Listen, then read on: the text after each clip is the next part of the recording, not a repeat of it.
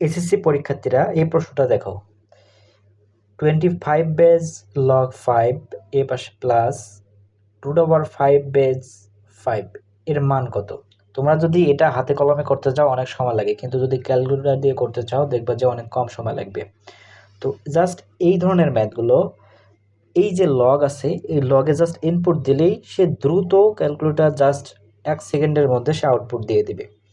দেখো আমরা লগ কোথায় দেখব? এই যে লগ, এখানে বেজ, এই দেখো বেজের মানটাতে এই যে 25 বসাই দেব, 25 সাইডে এখানে এই যে এটার হচ্ছে কত 5। এবার ডান পাশে ক্লিক করে প্লাস ক্লিক করে এবার সে লগ এটার কত বেজ কত, আবার লগ লিখব, এর বেজ হচ্ছে √5 আর এই ডান দিকে হচ্ছে এর মান কত হচ্ছে 5। জাস্ট ইকুয়াল প্রেস করে দেবো, কত দ্রুত 5/2 অ্যান্সার দেবে। তাহলে এর অ্যান্সার হচ্ছে 5/2। আচ্ছা, ত্রিকোণমিতির এই ধরনের ম্যাথগুলোতে দেখো কি করতে হবে। sec θ minus tan θ is equal √3 হলে sec θ plus tan θ is equal কত? এই ধরনের ম্যাথগুলো আমরা ক্যালকুলেটরের সাহায্যে সহজে করতে পারি। দেখো কিভাবে করতে পারি। কোনো সূত্র না জানলে জাস্ট ইনপুট দিতে হবে, ইনপুট দেওয়া জানতে হবে। এখন আমি এসএসসি প্রেস করলাম। আমরা প্রথমে এই থিটার পরিবর্তে এক্স লিখতে হবে, কারণ এখানে থিটা বলতে কিছু নাই, ঠিক আছে। থিটার পরিবর্তে এক্স লিখতে হবে, তো আমরা লিখব sec x।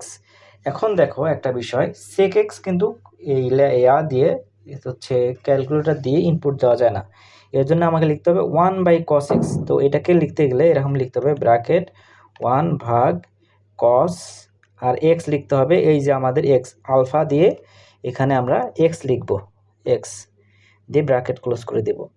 এরপরে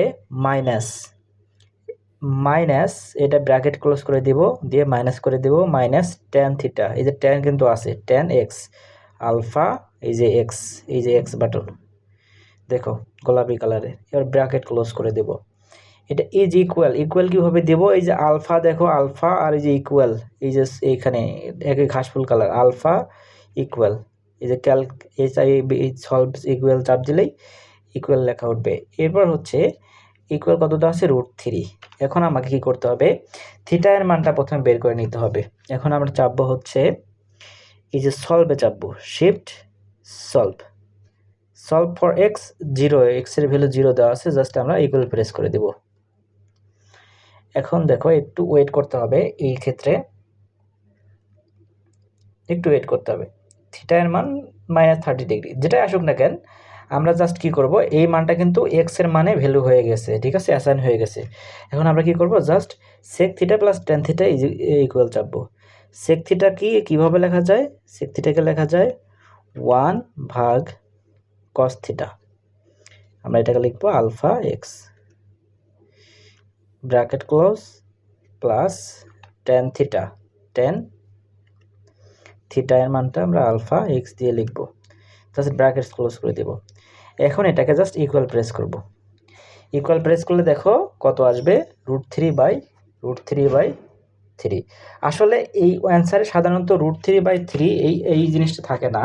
অ্যান্সারে কি থাকে আমি সেটা বলে দিচ্ছি।